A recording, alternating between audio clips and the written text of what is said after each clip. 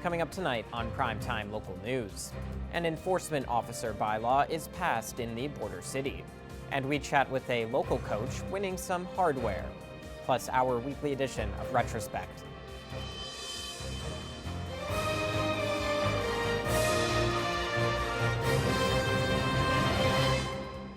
Primetime Local News, serving the Lakeland and Midwest regions. Hello and welcome to Primetime Local News. I'm Callan Dunlop. Thanks for joining us. With the warm weather now more than likely here for good, the time for people to change their winter tires for summers or all seasons is approaching. It is recommended that people switch their winter tires out once temperatures stay at over 7 degrees for over 7 days in a row. This rule of thumb is in place to make sure that the type of tires on cars are best matched to the conditions outside. Industry standard is +7, consistent weather +7. That's a good time to get them off. If you're planning a long trip in plus weather, it's always a good time to take them off as well. Around town, you're not going to do too much wear and tear. It's when your tires heat up on the highway, that's when you're going to do a lot more wear and tear on your tires. So, while there is lots of emphasis on getting winter tires put on when temperatures drop, the same urgency isn't seen when temperatures warm up. It is important to take off your winter tires when temperatures rise, as the tires wear out if left on during the summer. You're not doing a whole bunch damage if you're not going long distance, but when you're going to Edmonton, by the time you get to the city, your tires are warmed up, and it's a softer rubber, so it tends to wear out a lot quicker once it gets heated up. Many tire shops, including Fountain Tire in Lloydminster, currently have deals that make right now the perfect time to get your tires switched. The second and third reading for Lloydminster's enforcement officer bylaw took place at City Council. Now officially passed, the enforcement officer bylaw allows Council the authority to appoint officers within the border city, aiming to ensure municipal bylaws are followed. City laws, and this is where people often discuss federal law, provincial traffic laws as an example, and bylaws. So bylaws, as we heard about through the planning document, certain items become bylaw enforcement issues, where someone has a yard that's disorderly, if I can use that term, that there's enforcement required. That's what the purpose of the bylaw officer would be. Lloydminster's municipal enforcement team has worked together with the community to create this bylaw, feeling this is the safest approach for both the residents and officers. In many cases, we have peace officers, or how it's referred to, and they enforce our bylaws. They're city employees that have the ability to bring forward information, as well as if we always try to be collaborative at the front end, but if people feel that they do not want to take direction and work with what's been provided by the bylaw officers, then the enforcement comes in the form of a fine or a ticket. If you want to read the full bylaw, it can be viewed on lloydminster.ca. It's now time for This Week in Retrospect. Here is our Nick Hott.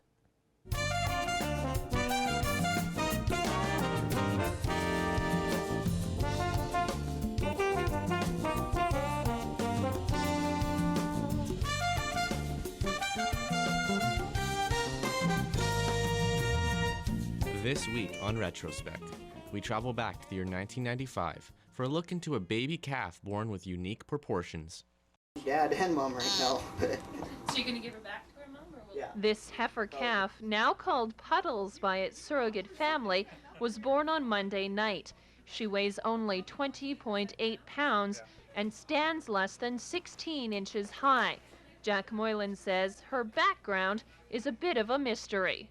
Went out Monday night about 10 o'clock and just checked my cows, and I found this laying in the straw. So where do you think she came from, or what do you think is behind all this? I'm not exactly sure. I'm calving out some cows for a friend, and I'm not sure what. They were bred to a Sailor Limousine bull, and just the rest of them calve normally, and this one's just a little small. When he found her, Jack brought her into the house to give her a bit of a head start. The vets say she's healthy, just stunted, and her lower jaw is a bit deformed. But Jack says he's going to give her a chance. Oh, we'll just keep her around the yard, see what happens. See how if she grows? Yeah, see if she makes the grade. Right now, Puddles is staying in the house with the rest of the family. Jack hopes to reunite her with her mother in a couple of days.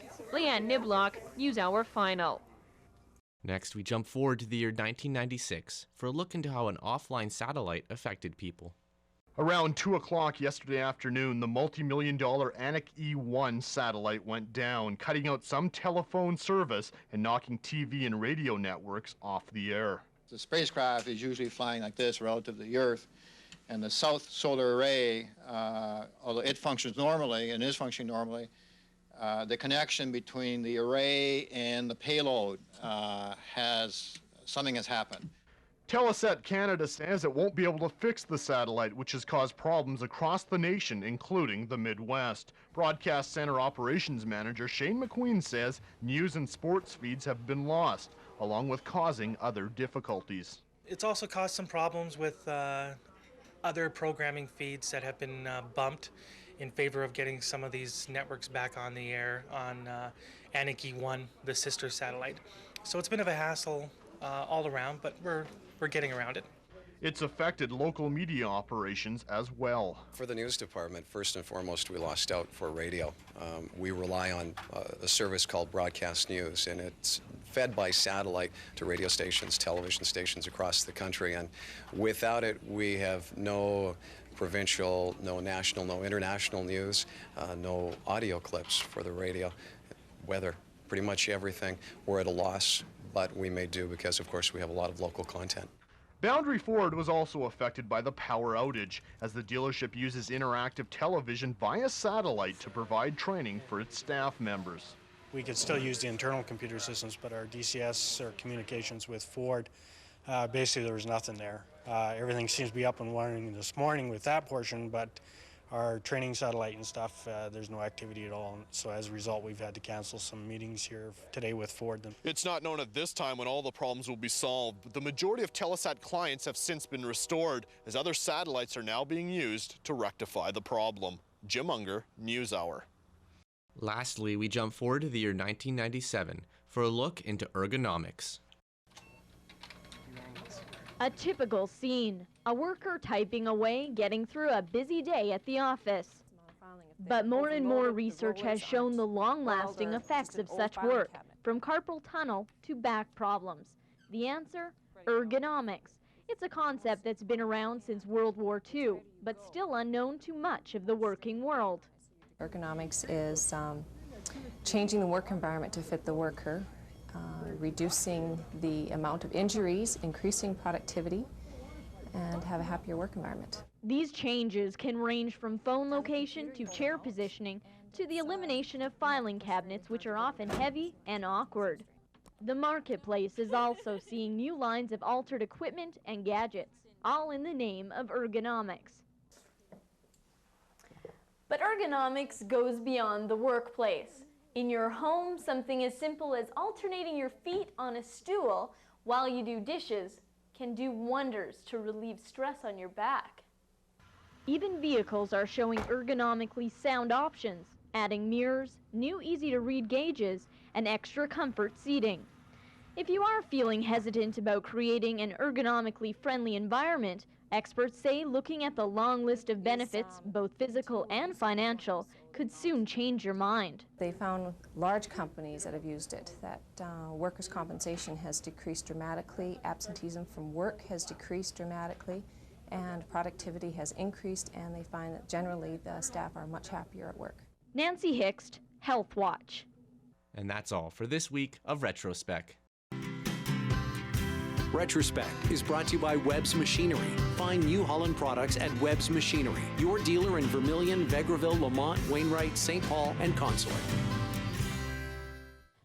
We are about halfway through April now, and although it might be a bit windy, we are still having some very beautiful spring temperatures. That's right. The good days do just keep continuing. Of course, like you mentioned, that wind, but that's, you know, that's, yeah, that's right. It's always a factor. Yeah. We're never going to lose the wind, but yeah, it has warmed up. It's a real nice day. Of course, you know, some days cloudier than others, but they're all, you know, pretty warm, and today no exception. You know, warm, windy, little bit of clouds here and there in Lloydminster, but it's plus 11 right now, that wind blowing at 15 kilometers an hour, which is lower than some days. We've been up to that, 30 kilometers an hour, so we'll take it. And like I said, the sun is out with just a few clouds darting in here and there. Just overall a great spring day in Lloydminster, and very similar all across the board. In Edmonton and Vegreville, it's plus 14. Lac La Biche, St. Paul, Vermilion, as well as Wainwright are 13.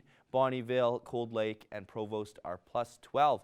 Now taking a look over in Saskatchewan, up in Isle Cross, a little bit cooler at plus 8, but still quite nice. In Pierceland and Meadow Lake, it's plus 12. Green Lake, St. Walburg, Maidstone, and Macklin plus 11, and North Battleford plus 12. Tonight in North Battleford, that's going to drop down just right to 0. It's going to be a cloudier night and 17 kilometer an hour winds. So a very similar night to what today is in Lloydminster, just quite a bit cooler, 11 degrees cooler, and overall a pretty good night without anything too crazy going on. Now tomorrow in North Battleford, a very nice day, plus 17, mild with some more clouds than there will be sun, and that wind will be up at 19 kilometers an hour. So quite a nice day in North Battleford, approaching that ever coveted plus 20.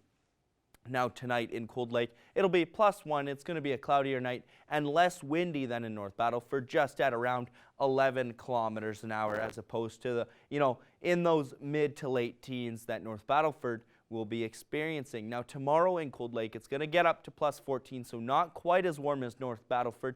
And again, more of a cloudy day, and that wind is going to pick up in the afternoon. That's going to be blowing at 20 kilometers an hour, as opposed to North Battleford sticking around those teens. Now tonight in Lloydminster, it's going to be plus 2, and it's going to be a cloudier night. That wind is going to stay at about what it is now, so just the only real difference will be those clouds picking up a bit more, and of course, as it always does at night, that temperature dropping down by about 9 degrees. Now tomorrow in Lloydminster, we do have a pretty nice day ahead, if maybe a little cloudy. At 6 a.m. it'll be cloudy, plus 3, and then at noon that's going to get up to today's temperature, plus 11. So a very similar day overall, mostly cloudy, and that will carry through to 6 p.m. and it's going to warm up to plus 12. And then at midnight it'll be partly cloudy. Those clouds are going to die as the day goes through, and it will be plus 2.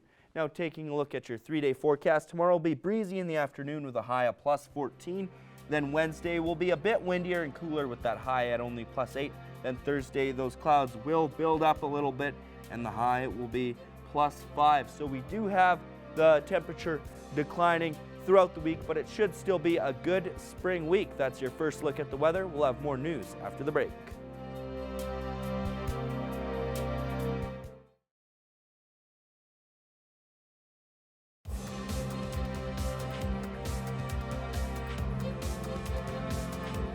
The Lakeland Rustlers women's volleyball team had a fantastic season, winning their 3rd straight national title. This impressive 5-year run has gotten head coach Austin Dyer the Coaching Excellence Award in the ACAC and CCAA. Our Thomas Wildman sat down with Dyer to learn more. Today I'm joined by Austin Dyer, the head coach of the Lakeland Rustlers women's volleyball team, and he's here today to talk about him winning the Coaching Excellence Award for both the ACAC and the CCAA. And so thank you so much for joining me again today, Austin. Yeah, thanks for having me. Austin, let's start with talking about this season, though. Another great season for you guys, winning both the ACAC championship and the CCAA championship, as well as you yourself winning the Coach of the Year award for both the leagues. And so just talk to me about how wonderful this season was again for you guys, winning that 3rd national championship. Yeah, this season, it was unbelievable. Just the way the whole year went, the feel of the year. We returned pretty much the whole roster from last year, or the last 2 years, and so like expectations were very high coming into the season, and I don't know that we could have really changed any of our expectations or goals. That winning a national championship again was what needed to happen with the group that we had. But we saw it right from the get-go when we came back in September, of the level of play that we were at and the team that we were going to be. We went through the whole regular season. We went undefeated and we only lost 1 set. And so in volleyball, it's a best of 5 in our league. And so within that, we went 19-0, and lost one set the whole season, which was just honestly it's the most dominant season in ACAC history. Like it was unbelievable that way. We were just that much better than everybody, and it showed, you know, every night that we played. Then we went into playoffs. We rolled through and won the ACAC all 3 matches to get our 3rd consecutive ACAC championship, and then we went to nationals, and it was the same thing. You know, we rolled through everybody, and won all 3 of those matches to claim our 3rd national title in a row. Yeah, so just literally a season for the record books, and it was so much fun to be a part of. And so these Coaching Excellence Awards are for multiple years of service, 5 years if I'm not mistaken. And so just talk to me about how you've been able to continue the success, of course 3 national titles and multiple ACAC championships in that 5-year span as well. Just what really has been those keys to your success to build such a dominant program and one of the best programs in the entire country? Yeah, you know, when I started at Lakeland back in 2008, I came in and I wanted to do everything I could to bring my background of being the assistant coach at the University of Saskatchewan. I wanted to be able to run the program here as close as possible to what I was doing at the U of S. And you know, it took a long time. We had to change a lot of things. We had to try to implement a lot of things. We had to get funding to be able to you know, access all the services and all the stuff that you need to try to be an elite athletic program. But over time, you know, the college has worked with us. I've had the same athletic director my whole tenure up to this point, Alan Rogan, and you know, he would always listen, and he would do everything he could to give us the support that we would need to be able to grow and evolve Rustler Athletics. And so as those things kept going, you know, success started to happen a little bit more, and lots of different pieces in terms of the services and the stuff that we have, but then also programming has increased, and so we're able to have athletes stay and play out their full eligibility for us. And when you have retainment of athletes and elite athletes, that's what allows you to grow and you know, and continue to have success. And you know, trying to provide an experience is the number one thing that we're trying to do.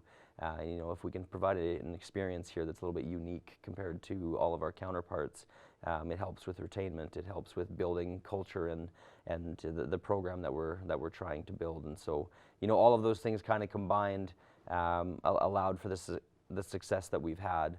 And then obviously, yes, the last 4 years really, as 4 years ago we lost in the ACAC final, and that was the start of this run that we've been on. That was the kind of the tipping point, and then you know, the next year we go and we win our 2nd national championship in our program's history, and then now, you know, we three-peated and we've won 3 in a row. Now have 4 national titles, and again, all of it's a testament to, you know, what you're surrounded by, the people you surround yourself with. You know, my staff, my coaching staff over the years has always been great, and then again, for a coach to be able to win any type of coach award, like I always say every single time, that these are team awards. You know, you have to surround yourself with people that are going to help you grow and be successful. But again, it all comes down to the athletes, and you know, are the athletes buying in? Are they doing all the things that we need to be successful? You know, are they returning? And so, yeah, any coach award, in my opinion, is always a team award. And you know, I'm very, very fortunate that I've, you know, been able to do all the things that I have been trying to do to build our program. But then I also have the support of my coaching staff, the institution, my athletic director, and then a group of athletes, you know, that fully has bought in and are doing everything they can for us to be successful as well. Perfect. And so obviously with winning this award, you're not going to stop doing what you've been doing so successful. So with it now being the off season, how is recruiting going and getting prepared for next season to possibly win a 4th straight national title? Yeah, you know, after winning 3 in a row here, all the championship players from these national titles, they're starting to graduate and move on now. And so next year we'll still have a couple pieces from this run. You know, other players are going to have to fill the void, and you know, we're going to see what they're made of. But heading into next year, recruiting's already complete and done. And you know, I think we're going to be very, very strong again next year. Like obviously we're going to look significantly different, but I think we have the pieces to be right there again and to compete and to try to win. And yeah, you know, hopefully with the recruiting that I've done up to this point, that we're going to be able to cycle through, and we're going to be able to continue to have success moving forward. Well, perfect. Well, congratulations on winning this prestigious award again, and I look forward to coming up this fall for the season to begin again and the Rustlers to try and win a 4th straight national title. The 3rd annual Border City Tattoo Expo is coming up on May 23rd at the Centennial Civic Center. Our Randy Cormish got the chance to speak with the coordinator of the event to learn more. Today, I'm joined by Mark Blanchette, who is the coordinator for the Border City Tattoo Expo that is coming up in May. And today we're just going to be talking about the Tattoo Expo. So thank you so much for joining me today, Mark. Could you just start off by telling me a bit about the Border City Tattoo Expo and what people attending can expect? Our show is May 23rd, 25th. This 3-day show that's held at the Civic Center here in Lloyd. It's our 3rd year, our 3rd annual year. We have this year an amazing lineup of artists, and honestly, like a full house. We have, I believe, over 100 artists attending this year. So there's lots of tattoo artists. If you want a tattoo, you can reach out to them before the show, try to set something up. Lots of the artists have flash there. You can come walk around, see if you like anything, get tattooed right at the show. We have food, drinks, vendors there. You know, we'll have lots of fun activities, some live music, a DJ. Yeah, there's something there for everyone, I think. Okay, perfect. And then, you mentioned the live music. So is it like a band or is there just a DJ? Yeah, so with the live music, I think we're going to have a DJ throughout the whole weekend, just playing tunes and that kind of thing. And then some of the local artists here in town, we might be doing like an open mic night, so where we have local artists come out and play and that kind of thing. Okay, perfect. And what makes this event different and fun compared to others? So this event is, like I said, pulling artists from all over Canada to our little, town of Lloydminster here, and pulling all these amazing artists and talent to this, walking around, getting to see what they do. We have tattoo awards, so you get to see some amazing pieces, being done over the course of the weekend that get entered into different competitions and that kind of thing. I was just in Edmonton and also did a full leg piece and entered that into to the show. So it's kind of cool to see other artists showcase their work and that kind of thing. Yeah, absolutely. And where are people able to purchase tickets for the event and how much are they? So right now, I believe we're just getting our website portal all tweaked in. So I think it's $25 a ticket to get in and $60 for a weekend. So a day pass is $25, gets you in for either Friday, Saturday, or Sunday. And then if you want a weekend pass, it's $60. Okay, perfect. I think our website should be up and running here right away for online ticket purchase. Okay, awesome. And I know you mentioned this was an annual event. So what was the turnout like in previous years?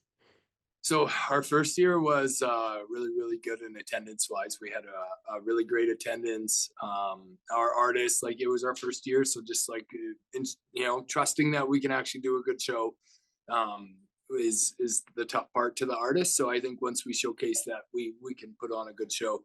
The second year, we had a really good turnout of artists, and I would say our numbers fell a little bit for attendance-wise, which is unfortunate because in order to put on a show like this, you actually need attendance. You need a lot of attendance, right? Like if we're going to continue to put on this show, the artists that are attending need to have work and need to come and make a little bit of money or at least break even for the weekend, So. Yeah, absolutely. And then, is there just anything else you wanted to add for anyone that may be interested in attending or anything like that? Yeah, like I said, if you want to attend, there's lots of stuff there for everyone. We have, lots of different vendors there. We got food, there's alcohol, there's be some fun games on stage, some tattoo awards.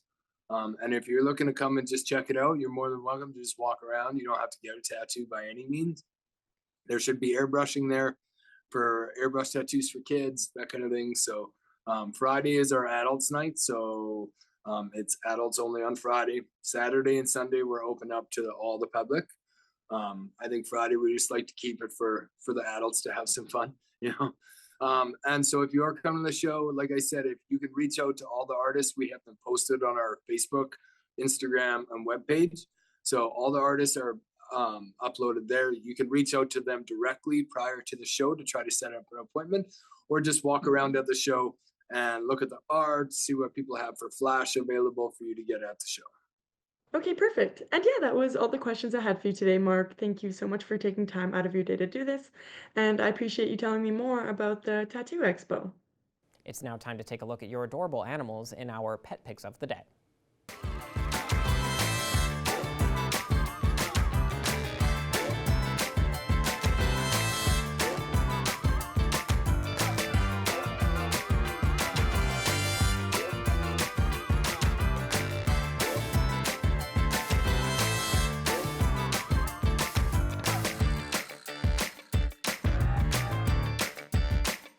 Send photos of your pet and their name to have them featured on Pet of the Day. The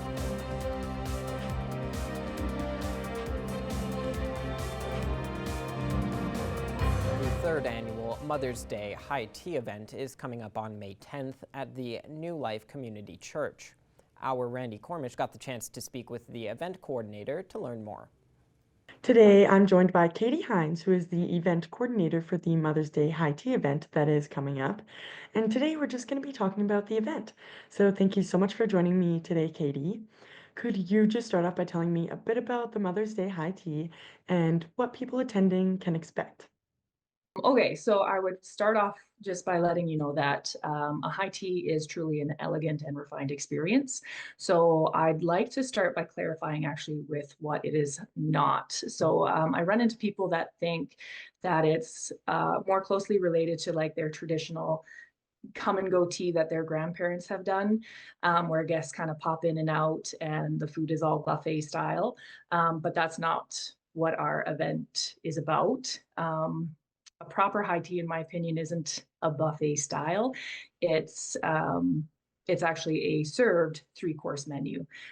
So what I would like you to anticipate when you're coming is from the very moment that you arrive, you'll experience both a sense of sophistication and warm hospitality, because I think that's really the heart and nature of a high tea. So each guest has their own carefully set place setting with their very own perfectly placed china and teacup. And through the event, you have attentive servers that come and serve you a variety of teas that go along with the event. And so it's just an afternoon that's steeped in tradition. So every detail, I guess, is designed to make you feel special and celebrated. Okay, awesome. That sounds amazing. And yeah, is this event annual, or is this the first year that it's been happening? This is actually our third annual event. So our first year we did the Queen and Ladies High Tea. Then our second year, which was last year, we did more of a 1940s theme, so pin curls and lipstick. And I would say that that's my favorite part of the event, is just watching the guest participation, how much they get into it. It just makes the event. Yeah. Yeah, awesome. And what is the theme for this year's event? This year, we named it the Beauty and Bloom High Tea. So I would picture it's, a celebration where elegance and just the natural beauty of spring come together in perfect harmony. So I think one of the things that I get asked most is like, what do I wear? And like last year I had strangers who would stop me or message me and be like, I bought my dress and I'm so excited and it's awesome. I love that enthusiasm. So if you're wondering kind of what to wear, I would say let your inspiration be like garden party elegance. So it's about combining grace, the beauty of blooms, and creating just an atmosphere that's both timeless and fresh. Okay, amazing. And yeah, what kind of planning and preparation has been put into the event this year? So preparation and planning started actually back in September. That is when Deneen at Applause Decor started texting me pictures, and we started to just kind of brainstorm to create a concept of what this year's high tea would look like. I would say that right now currently is our busiest phase, just to make sure that everything comes together perfectly. And I will say that I'm thrilled to announce that Richardson's Jewelry is actually our presenting sponsor this year. And so what that allows us to do is just make the event even more special. So just helping us truly uplift and celebrate the mothers in the community. I would say that it is our aim every year to just build on what we've already done to make it bigger and better than the last year, which means an incredible amount of behind the scenes work.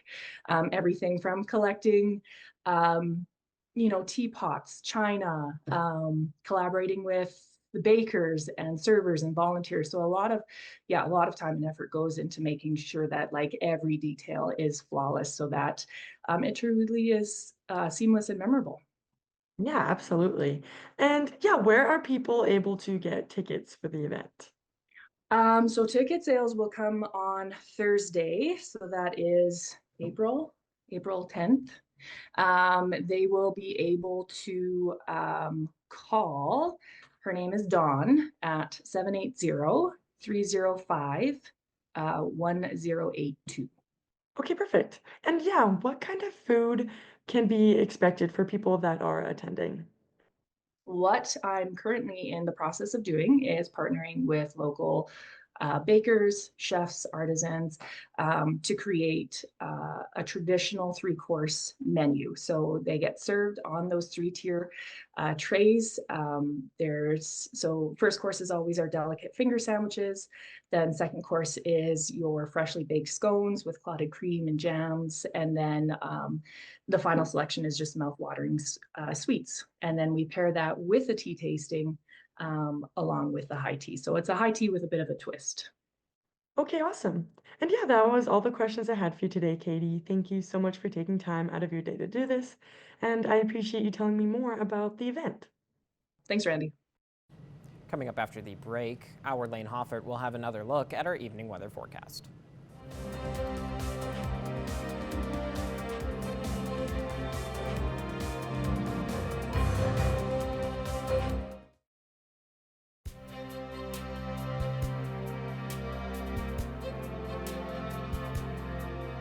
Hello, welcome back. We're going to take a second look at your evening weather. Right now in Lloydminster, 12 degrees with that wind still blowing at 15 kilometers an hour, so a bit nicer than what we sometimes get out here in the windy border city of Lloydminster. And of course, we do have a few clouds kind of peeking in over the sun, but overall still a pretty beautiful day out. And you can see a bunch of beautiful days out everywhere in Cold Lake, 12 degrees. Athabasca, 13, Whitecourt and Edson, as well as Red Deer are all at 15, and Edmonton, Rocky Mountain House, and Jasper are all at 14. Similar temperatures in central Saskatchewan and Meadow Lake, North Battleford and Saskatoon, it's plus 12, Prince Albert 11, and Melfort 9. A little bit cooler up north in Uranium City, it's plus 2, as well as in Stony Rapids and Flin Flon, 0 in Williston Lake, 1 in South End Reindeer, and La Loche and Buffalo Narrows both at 8. In Fort Chipewyan, it's plus 5, High Level 10, as well as in Slave Lake, Fort McMurray 14, and Peace River and Grand Prairie 17. Now moving down south, it's much similar to what we're experiencing in Coronation and Medicine Hat 14, Calgary and Lethbridge 15, Banff 11, and then over in southern Saskatchewan, a little bit cooler in Yorkton at 6, and then in Kindersley and Moose Jaw 12, Regina 11, and Swift Current and Estevan 10. So some nice days with maybe the exception of up north. Now taking a look at tonight's forecast in Lloydminster, it's going to drop down to plus 2. We will have a cloudier night and that wind is only going to pick up a couple of kilometers an hour before kind of staying at about that same range all day tomorrow. Now taking a look at your overnight travel forecast, you can see very similar nighttime temperatures and skies everywhere, all cloudy nights. And then in Meadow Lake, Bonnyville, and Provost, plus 2, Isla Cross, plus 4, and Paradise Hill, 0. Now looking at some more temperatures, a little more variation in Murnum tonight. There could be a shower later on, but overall still very similar temperature-wise. 2 in Murnum, 1 in Pierceland and Wainwright, 0 in Unity, and 5 in Calgary. Now taking a look at the week ahead with our 7-day forecast, you can see tomorrow a very nice day, breezy in the afternoon 14, and then it cools off a little bit Wednesday and Thursday before picking up once again as we do head into our weekend. There will be a bit of rain on Saturday, but still overall a nice day at 15, and those farmers will definitely appreciate that rain. But yeah, it's looking like just some good spring temperatures all across the board. Yeah, it looks like we're in for quite a nice week in Lloydminster temperature-wise. That's right. That's what we love to see. It's, I guess, summer tire weather now. It is now, yeah. That is all the time we have today for Primetime Local News. Thanks so much for watching, and have a great night.